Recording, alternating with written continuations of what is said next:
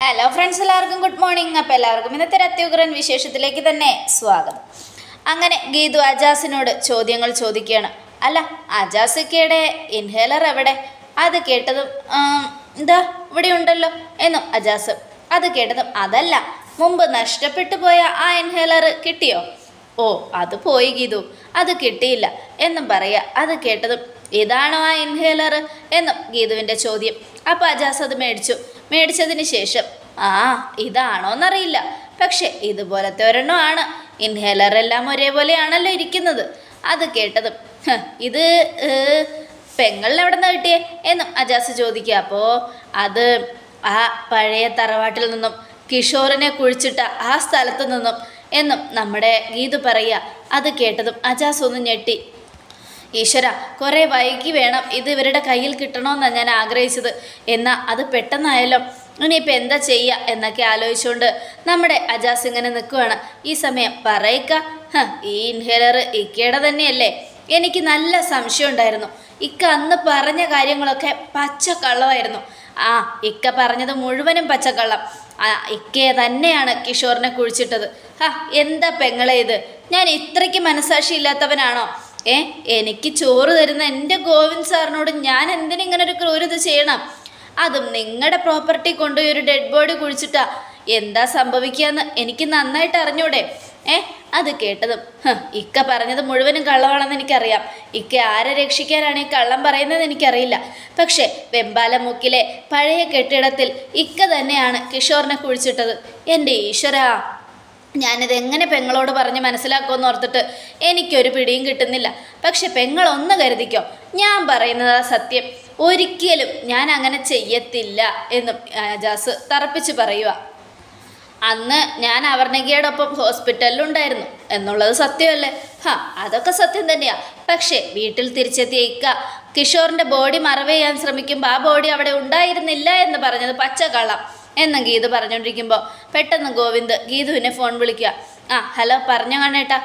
ഗീതു, നീ എവിടെയുള്ളത്? ചെമ്പകശ്ശേരിയിലെത്തിയോ? ഇല്ല ഗോവിന്ദേട്ടാ, ഞാൻ അങ്ങോട്ട് പോയിക്കൊണ്ടിരിക്കുക. അല്ല, എന്താണ് അമ്മ എന്താ പറയാൻ ഉദ്ദേശിച്ചെന്ന് മോന് കേൾക്കാൻ തിടുക്കുവായോ? അതല്ലടി, ഞാനേ വേറെ ഒരു കാര്യം പറയാൻ വേണ്ടി ഇപ്പോൾ വിളിച്ചത്. അജാസ് കൂടെയുണ്ടോ? ഉണ്ട് എന്നും ഗീതു. എന്നാലേ നീ ആ സ്പീക്കർ ഒന്ന് ഓണാക്കിയേ, ഞാനൊരു കാര്യം പറയാം. അപ്പോൾ ഗീതു സ്പീക്കർ ഓണാക്കുക. സ്പീക്കർ ഓണാക്കിയപ്പോൾ നമ്മുടെ അജാസ് ആലോചിച്ചുകൊണ്ടിരിക്കുക. ഗീതു, ഞാൻ പറയാൻ പോകുന്നത് വ്യക്തമായിട്ട് കേട്ടോ. കിഷോറിനെ കുഴിച്ചു മൂടിയില്ലേ, അയാളെ ഗോവയ്ക്കാണ് പോയത്. കാരണം കിഷോറിനെ കൊന്നത് തോക്കുകൊണ്ടാണല്ലോ. ആ തോക്കും കിഷോറിൻ്റെ വസ്ത്രങ്ങളും ഒക്കെ ഗോവയിൽ നിന്നും കണ്ടെടുത്തിട്ടുണ്ട്. അതിൽ പുരണ്ടിരിക്കുന്ന മണ്ണും നമ്മുടെ വെമ്പാലമുക്കിലെ തറവാട്ടിലുള്ള മണ്ണാണ്. അതുകൊണ്ട് യഥാർത്ഥ കൊലയാളി കിഷോറിനെ കൊന്നിട്ട് ഗോവയ്ക്ക് രക്ഷപ്പെട്ടു എന്നാണ് പോലീസ് മനസ്സിലാക്കിയിരിക്കുന്നത്.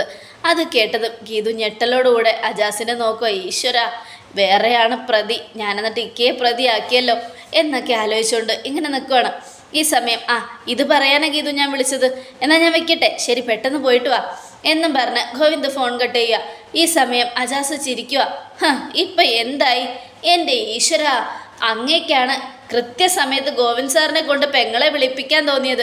ഇല്ലെങ്കിൽ ഈ CBI ഗീതാഞ്ജലിക്ക് മുൻപിൽ ഞാൻ പെട്ടുപോയാനായിരുന്നു എന്നും പറയാണ് അജാസ്. അത് കേട്ടതും ഏത് CBIക്കും ഒരു തെറ്റ് പറ്റാം. സോറി, എനിക്ക് തെറ്റ് പറ്റിയതാ.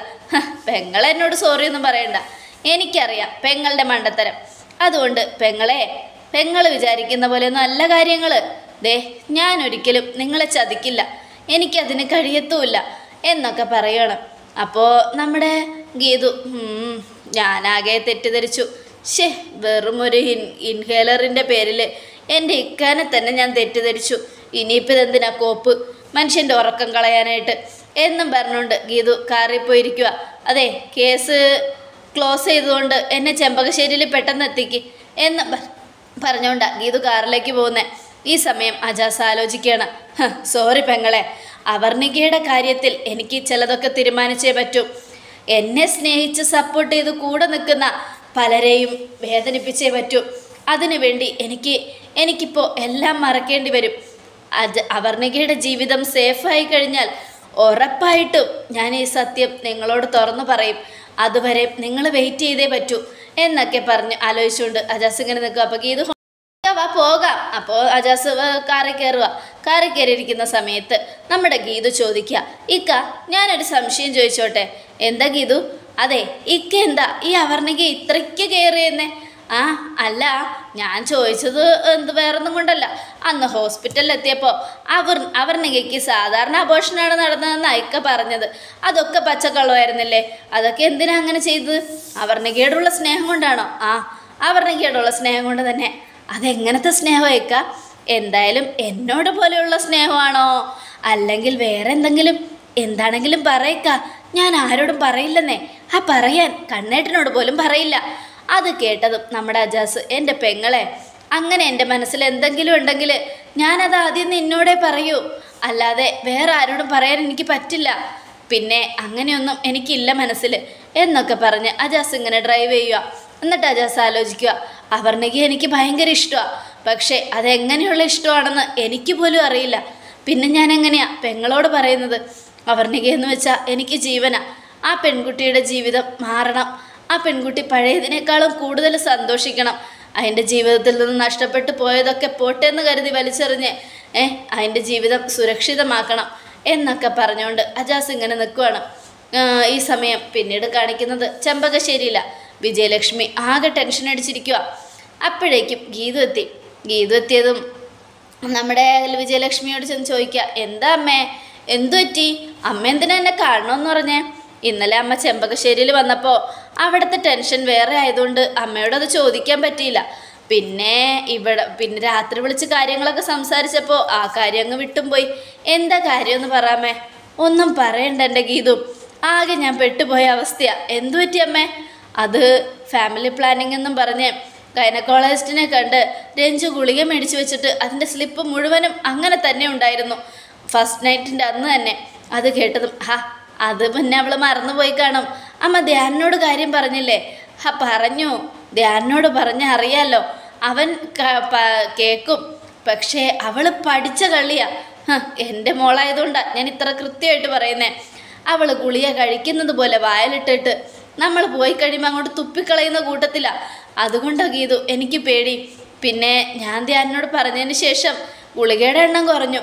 എന്നാൽ എനിക്ക് നല്ല ടെൻഷനുണ്ട്. അവൾ ഗുളിക കഴിക്കോ ഇല്ലയോ എന്നുള്ള ടെൻഷൻ. അങ്ങനെയൊന്നും സംഭവിക്കില്ലമ്മേ. അമ്മ പേടിക്കാതെ. അമ്മ എന്തിനാ ഇത്രയ്ക്ക് ടെൻഷൻ അടിക്കുന്നേ? പിന്നെ ടെൻഷൻ അടിക്കാതെ. മനസ്സിന് മുഴുവനും സങ്കടം നിറഞ്ഞ സമയങ്ങളാണ് കടന്നു പോയിക്കൊണ്ടിരിക്കുന്നത്.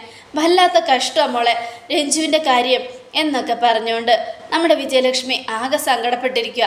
അമ്മ വിഷമിക്കണ്ട കേട്ടോ, നമുക്കെന്തായാലും എന്തെങ്കിലുമൊക്കെ തീരുമാനിച്ച് ധ്യാനെ രഞ്ജുവിനെയും തമ്മിൽ പിരിക്കാനുള്ള കാര്യങ്ങൾ ചെയ്യാം. അമ്മ ധൈര്യമായിട്ടിരിക്കുക എന്നൊക്കെ പറഞ്ഞുകൊണ്ട് നമ്മുടെ ഗീതു ഇങ്ങനെ വാക്കൊടുത്തോണ്ടിരിക്കുമ്പോൾ രഞ്ജു വരിക. ആഹാ, പുതുമണവാട്ടി എവിടെ പോയേക്കുമായിരുന്നു? ക്ഷേത്രത്തിലൊന്ന് പോയതാടി. എൻ്റെ ജീവിതം ഒന്ന് ഒത്തിരിയും കൂടെ ബലമാക്കാൻ ഭഗവാനോട് പ്രാർത്ഥിക്കാൻ പോയതാ. ഇനിയിപ്പോൾ ധൈര്യമായിട്ട് അമ്മായി അമ്മക്ക് മരുമോൾക്ക് സംസാരിക്കാമല്ലോ, ഒരു തടയുമില്ല. എന്തായാലും അറയ്ക്കൽ തറവാട്ടിലെ എല്ലാവരും സത്യം അറിഞ്ഞതുകൊണ്ട് ഇനി പേടിച്ച് ഇങ്ങോട്ട് വരേണ്ട ആവശ്യമില്ലല്ലോ. ഇനിയിപ്പോൾ ഫ്രീ ആയിട്ട് രണ്ടുപേരും സംസാരിക്കും. ഞങ്ങൾ സംസാരിക്കും. പക്ഷേ അത് അമ്മായിയമ്മ മരുമോളുമായിട്ടല്ല, അമ്മയും മോളുമായിട്ടാ അല്ലേ പാട്ടുകാരി എന്നും ഗീതുവിൻ്റെ ചോദ്യം. അത് കേട്ടതും വിജയലക്ഷ്മി ചിരിക്കുക. ഈ സമയം രഞ്ജു അങ്ങ് പോവുക. അപ്പോൾ നമ്മുടെ വിജയലക്ഷ്മിയോട് ഗീതു, അതെ ഞാൻ ചെന്ന് അവളോട് നൈസായിട്ട് കാര്യങ്ങൾ ചോദിക്കാം, അമ്മ സമാധാനപ്പെട് എന്നൊക്കെ പറഞ്ഞുകൊണ്ട് നമ്മുടെ ഗീതു പതുക്കെ അങ്ങ് പോവുക. ഈ സമയം രഞ്ജുയോട് സന്തോഷത്തോടെ നിൽക്കുക. എന്തായിരുന്നു ഭഗവാനോടുള്ള പ്രാർത്ഥന? അത് എനിക്ക് അനിയമിക്കുകയാണല്ലോ, അതുകൊണ്ട് എൻ്റെ അസുഖം എൻ്റെ കുഞ്ഞിനെ ബാധിക്കുമെന്ന് എനിക്കൊരു പേടി. പ്രഗ്നൻസി ടൈമിൽ എനിക്ക് അങ്ങനെയൊന്നും ഉണ്ടാവല്ലേ എന്ന് ഭഗവാനോട് ഞാനൊന്ന് പ്രാർത്ഥിക്കാൻ വേണ്ടി പോയതാ ഗീതു. ഇനി ഭഗവാനെ മുറുക്കി പിടിക്കാൻ തന്നെയാണ് എൻ്റെ തീരുമാനം. അസുഖത്തെ മറികടത്തി വിടാൻ ഭഗവാന് മാത്രമല്ലേ കഴിയൂ. അതുകൊണ്ട് ജീവിക്കണമെന്നൊരു കൊതി. പിന്നെ ഞാനൊരു ബെറ്റ് വെച്ചിട്ടുണ്ട്. എന്ത് ബെറ്റ്? ഞാൻ പ്രഗ്നൻസിയുടെ കാര്യത്തിൽ നിന്നെ കടത്തി വെട്ടും, നിന്നെ തോപ്പിക്കും. അത് കേട്ടതും നമ്മുടെ ഗീതു ഞെട്ടി. എന്താ രഞ്ജു നീ പറയുന്നേ? അതെ, ആദ്യം കുഞ്ഞുണ്ടാകാൻ പോകുന്നത് എനിക്കായിരിക്കും. നീയേ എന്നെ തോൽപ്പിക്കണമെന്ന് തീരുമാനമുണ്ടെങ്കിൽ നീയും ഏട്ടനോട് കാര്യങ്ങളൊക്കെ പറഞ്ഞോ. അത് കേട്ടതും ഈശ്വര, ഇനിയിപ്പോൾ എന്ത് ചെയ്യും? എന്ത് നടക്കാൻ പാടില്ലെന്ന് വിചാരിച്ചോ അത് തന്നെയാണല്ലോ നടക്കുന്നത്. ആകെ ആകെ പെട്ടുപോയ അവസ്ഥയാണല്ലോ. ഇനിയിപ്പോൾ എന്തു ചെയ്യും എന്നൊക്കെ ആലോചിച്ചുകൊണ്ട് ഗീതു ആകെ ടെൻഷൻ അടിച്ച് ഇങ്ങനെ നിൽക്കുക. ഇതേ സമയം പിന്നീട് അവർണികയെയും നമ്മുടെ ഗോവിന്ദനെയാണ് കാണിക്കുന്നത്. എൻ്റെ അവർണിക തന്നെ ഒന്ന് പഴയ, ഞാനും ഗീതു എന്തുമാത്രം ശ്രമിക്കുന്നുണ്ട്, എന്നിട്ട് എന്താ അതൊന്നും നടക്കാത്തത്? എൻ്റെ അവർണിക തന്നെ പഴയതുപോലെ ആക്കാൻ ഞാനൊരു കാര്യം തീരുമാനിച്ചു. എന്താ സർ? റിസോർട്ട് വാങ്ങാൻ സാറ് തീരുമാനിച്ചോ? ഏയ് അതല്ല, താൻ പറഞ്ഞതനുസരിച്ച് ഒരു പ്ലാൻ തന്നെ കൊണ്ട് തന്നെ വരപ്പിക്കാമെന്ന് കരുതിയിരിക്കുക. അത് ചെയ്തതിന് ശേഷം താനിത്തിരി ഫ്രീ ആവുമല്ലോ, തൻ്റെ മൈൻഡ് ഫ്രീ ആവുമല്ലോ. Thank you sir, thank you so much. എൻ്റെ ആകെയുള്ളൊരു സ്വപ്നമാണ് ഒരു പ്ലാൻ വരച്ച് അവരുടെ മനസ്സ് നമ്മുടെ കമ്പനിയിലേക്ക് ആകർഷിക്കണം എന്നുള്ളത്. സാറ് നോക്കിക്കോ, ഉറപ്പായിട്ടും കസ്റ്റമറെ ആകർഷിക്കുന്ന രീതിയിലുള്ളൊരു പ്ലാൻ ഞാൻ വരച്ച് തന്നിരിക്കും. ഈ പ്രോജക്റ്റ് നമ്മുടെ കൈവിട്ട് പോകാതെ ഞാൻ മുറുകെ പിടിച്ചിരിക്കും സാർ. മതി, ഇത്രയും മതി. എന്തായാലും എനിക്ക് സന്തോഷമായി. ഒരിക്കലും രഘുറാം സാറിന് നഷ്ടപ്പെട്ടതുപോലെ തിരിച്ചു പിടിക്കാൻ നമ്മൾ പഠിക്കണം. അതുമാത്രമല്ല, രഘുറാം സാറിന് കിഷോറായിട്ട് നഷ്ടപ്പെടുത്തിയതാ എല്ലാം. അതുകൊണ്ട് അത് രഘുറാം സാറിൻ്റെ മകളായിട്ട് തിരിച്ചു പിടിച്ച് നേടിക്കൊടുക്കണം. അതാണ് ഇനി അവർണിക ചെയ്യേണ്ടത്.